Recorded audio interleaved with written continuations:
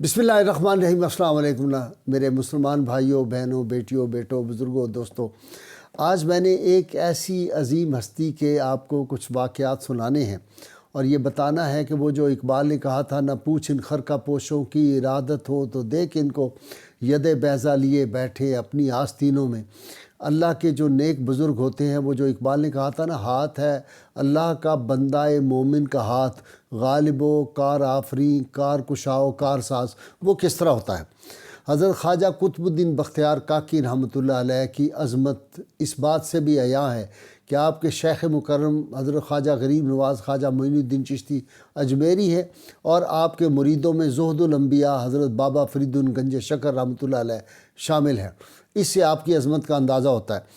حضرت صاحب بچپن میں یتیم ہو گئے تھے، والدہ نے بڑی اعلیٰ تربیت کی اور 14 پارے روز والدہ تلاوت کیا کرتی تھی جب آپ بطن مادر میں تھے۔ جب استاد کے پاس گئے تھے پہلے دن، تو آپ نے 5واں سبحان اللہ اسرا سے شروع کیا، تو انہوں نے کہا یہ تو 15واں پارہ ہے تم کہہ رہے ہو، تو انہوں نے فرمایا 14 پارے مجھے یاد ہے، میں والدہ کے بطن مبارک میں تھا، وہ روزانہ پڑھتی تھی، مجھے یاد ہو گئے۔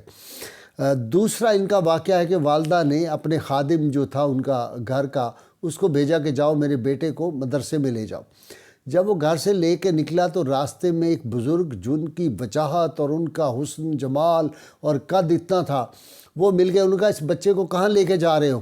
تو خادم بالکل گھبرا گیا، اس نے کہا جی مدرسے۔ انہوں نے کہا نہیں، اس کو مدرسے نہیں لے کے جانا، اس کو لاؤ، اس کو جس آدمی سے تعلیم حاصل کرنا ہے میں اس کے پاس لے کے جاتا ہوں۔ تو وہ بہت گھبرایا خادم جو تھا، اس نے کہا کہ یہ کیسے مجھے کہاں لے کے جا رہے ہیں بچے کو، لیکن وہ نہ نہیں کر سکا، ان کو لے کے گیا۔ انہوں نے کہا میرے پیچھے پیچھے آؤ۔ وہ ان کو لے کے حضرت ابو حفص رحمۃ اللہ علیہ، اس دور کے بہت بڑے عالم بھی تھے اور اللہ کے ولی بھی تھے، ان کی خدمت میں جا کے لے گئے اور ان کے سپرد کر دیا۔ خادم سپرد کر جب واپس آیا تو آپ نے سوال پوچھا کہ وہ بزرگ جو لائے تھے وہ کون تھے؟ تو حضرت نے جواب دیا جی مجھے تو پتہ نہیں وہ کون تھے۔ کہہ لگے اچھا یہ خضر علیہ السلام نے اب یہ کام ہمارے سپرد کر دیا ہے۔ تو جناب خضر علیہ السلام تھے وہ جو بزرگ راستے میں ملے تھے۔ پھر حضرت ابو حفص سے آپ نے تمام قرآن کے، حدیث کے، منطق کے، فلسفہ کے سارے علوم جو تھے وہ آپ نے حاصل کیے۔ ہر روز آپ کا معمول مبارک تھا کہ 250 نوافل ادا کرتے تھے جب آپ جوان ہوئے، اور 3000 مرتبہ آپ درود پاک پڑھتے تھے۔ سیدنا معین الدین چشتی اجمیری رحمۃ اللہ سے آپ نے جب بغداد میں بیعت کی، 40 روز تک رسول اللہ صلی اللہ علیہ وسلم حضرت معین الدین چشتی اجمیری کے خواب میں آتے اور فرماتے کہ ان کو مرید کرو اور ان کو جو ہے وہ جبہ عطا کرو اپنی خلافت کا۔ تو جس وقت وہ مرید ہوئے اس دن ان کے حضرت خواجہ معین الدین چشتی اجمیری کے ساتھ شیخ شہاب الدین سہروردی، حضرت عہد الدین کرمانی، حضرت بہاؤالدین چشتی، حضرت محمود اصفہانی جیسے کبار اولیاء بھی اس وقت موجود تھے۔ خیر، حضرت کا کمال یہ تھا کہ یہ جب اتنا درود شریف کی کثرت کرتے تھے تو ایک دن ان کا ایک ہمسایہ تھا، وہ بھی بڑا اللہ کا ولی تھا، وہ آ کے ان کے پاس بیٹھا تو حضرت عبادت میں مصروف تھے۔ آپ نے پوچھا کیا بات ہے، کوئی مدد چاہیے مجھے بتائیں؟ کہا ایک بات ہے بہت پردے کی، اور اس دن آپ کی شادی کو 3را روز تھا شادی کو ہوئے۔ تو اس نے کہا ایک بات ہے لیکن میں ڈرتا ہوں کہ میں آپ سے کروں یا نہ کروں۔ آپ نے فرمایا نہیں آپ بات کریں، آپ بزرگ ہیں۔ تو انہوں نے کہا کہ رات میں نے خواب دیکھا ہے اور میں نے دیکھا کہ ایک بڑا عالی شان محل ہے اور وہاں پہ لوگ بہت زیادہ باہر زیارت کے لیے جاتے ہیں۔ ایک نوجوان اندر سے آتا ہے اور وہ آ کے پھر ان کے رکے لیتا ہے، عرضیاں جاتا ہے، اندر جاتا ہے۔ تو میں نے لوگوں سے پوچھا یہ محل کس کا ہے؟ تو انہوں نے کہا یہ قصر نبوت ہے، یہ رسول اللہ صلی اللہ علیہ وسلم کا محل مبارک ہے، آپ اندر تشریف فرما ہیں، لوگ اپنی درخواستیں وہاں پہ بھیج رہے ہیں۔ کہتے میں نے پوچھا یہ نوجوان کون ہے؟ تو انہوں نے بتایا یہ عبداللہ بن مسعود ہے۔ کہتے میں بھی ان کے پاس گیا، میں نے جا کے کہا کہ جناب میری بھی گزارش اندر بھیج دیں، میں حضور صلی اللہ علیہ وسلم کی زیارت کرنا چاہتا ہوں۔ کہتے تھوڑی دیر بعد وہ حضرت عبداللہ بن مسعود باہر آئے، انہوں نے آ کہا حضور صلی اللہ علیہ وسلم نے ارشاد فرمایا ابھی وہ وقت نہیں آیا، وہ جو پیر کہا تھا نا انہوں نے، پیر فضل شاہ گجراتی رحمۃ اللہ علیہ نے، اجے ہیں کچھ ہجر دے سال باقی، اجے دور نے منزلاں وصل دیاں، اجے فضل تیرے کچے اتھرو نے، اجے ہوئے نہیں سرخ اناب ورگے۔ تو اس طرح کی منزل تھی ان کو جب واپس آئے، لیکن ان کا اندر سے رسول اللہ صلی اللہ علیہ وسلم نے ایک پیغام بھیجا ہے کہ تمہارا ہمسایہ جو ہے قطب الدین بختیار کاکی، اس کو جا کے کہو کہ کیا بات ہے 3 دن سے جو تم تحفہ بھیجتے تھے اس کا ناغہ کیوں ہو گیا ہے۔ بس انہوں نے جب آیا تو آپ کے اوپر یہ بات جب سن کے ایک تڑپ کی کیفیت پیدا ہوئی، رونا شروع کر دیا، اور پھر آپ فوری طور پہ پھر روانہ ہو گئے، بغداد کی جانب آپ چلے گئے۔ حضرت معین الدین چشتی اجمیری ابھی وہیں تھے، ان سے جا کے ملاقات کی اور اپنی عبادت و ریاضت اور وہی جو معمولات تھے وہ آپ نے۔ دوسرا آپ کا واقعہ بہت دلچسپ ہے کہ ایک دن سلطان التتمش رحمۃ اللہ علیہ، یہ سلطان اتنا کامل ولی تھا، ہندوستان میں ایسا حکمران پھر دوبارہ نہیں دیکھا گیا۔ بڑے بڑے آئے حکمران، نیک لوگ بھی تھے، لیکن سلطان التتمش رحمۃ اللہ علیہ جو تھے، جنہوں نے ان کا جنازہ بھی پڑھایا تھا حضرت قطب الدین بختیار کاکی کا، یہ بہت عظیم ہستی تھے، اللہ کے کامل ولی تھے۔ انہوں نے ایک خواب دیکھا کہ سرکار صلی اللہ علیہ وسلم تشریف لائے اور آپ نے حکم فرمایا کہ مخلوق کے لیے خدمت کے لیے ایک تالاب بناؤ، اور تالاب اس جگہ بناؤ جہاں میں کھڑا ہوں۔ اور حضور صلی اللہ علیہ وسلم جو تھے وہ سوار تھے اپنے گھوڑے مبارک پہ۔ تو صبح جب سلطان اٹھا تو اس کو جگہ نہیں یاد رہی، یہ تو یاد رہا کہ خواب ہے، وہ کس جگہ آئی، تو اس نے پیغام بھیجا، حضرت میں ایک خاص کام کے لیے آپ کی خدمت میں حاضر ہونا چاہتا ہوں۔ تو آپ نے فرمایا نہیں، تمہیں آنے کی ضرورت نہیں ہے، میں خود وہیں پہنچ جاؤں گا، جہاں پہ تم فلاں جگہ پہنچ جاؤ میں بھی وہاں آ جاؤں گا۔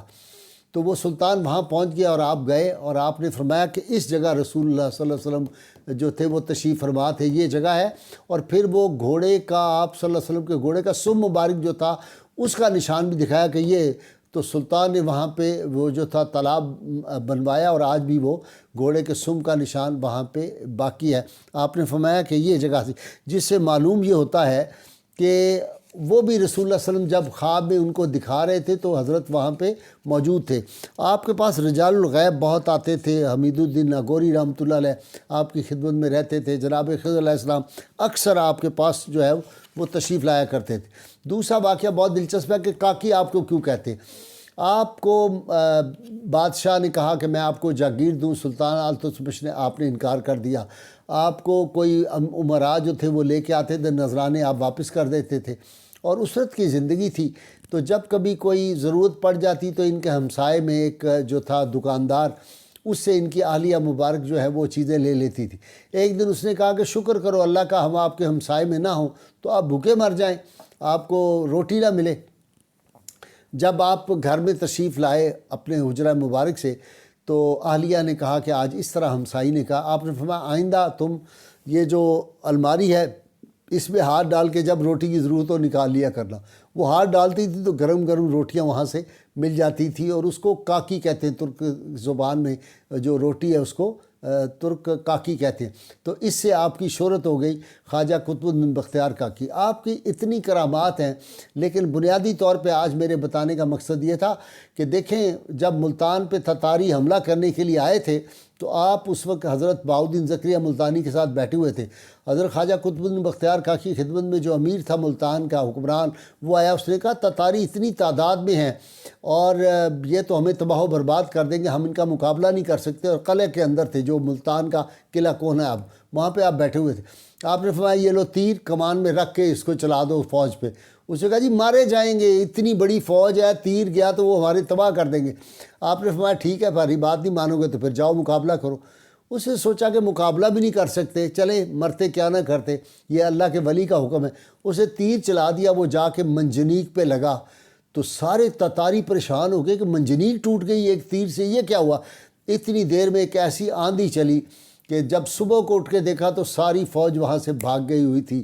تو یہ وہ جو ہے نا کہ کوئی اندازہ کر سکتا ہے اس کے زور بازو کا، یہ اللہ تعالیٰ نے ان اولیاء کرام کو قوتیں دی ہوئی ہیں۔